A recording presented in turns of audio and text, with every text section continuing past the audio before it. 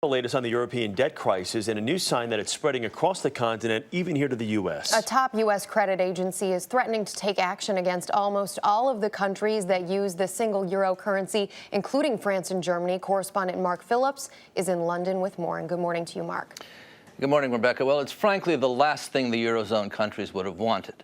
In this crucial week when they're trying to create stability through new rules for how the European currency works, the Standard & Poor's warning that it may downgrade the credit rating of even the biggest, healthiest economies, like Germany and France, only makes their problems worse.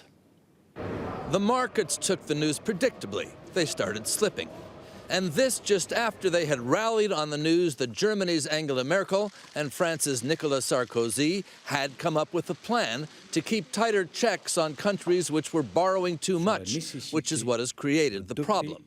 The S&P threat is another huge incentive to Europe to do something. Overall, it is a positive thing that S&P have come out with this because it has turned the screws a little bit more. I think markets will now give the Eurozone a couple of days breathing space. I don't expect any dramas over the next few days, but let's see what this Friday meeting brings. Into this financial storm has come U.S. Treasury Secretary Timothy Geithner.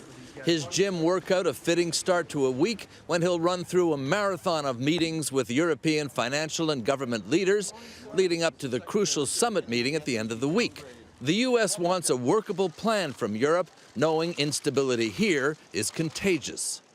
It is what comes out of the summit that Standard & Poor's says will determine whether they carry through on their threat to downgrade Europe's credit rating from the coveted AAA. That would make raising funds to bail out Europe's weak economies more expensive, exactly what Europe doesn't need. Rebecca? Yes, Mark, and we know what it's like to have a downgraded rating from S&P right here in the U.S. They did it to us. What kind of time frame is Europe working under in order to ameliorate these potential credit rating problems, but also the overall situation in the EU?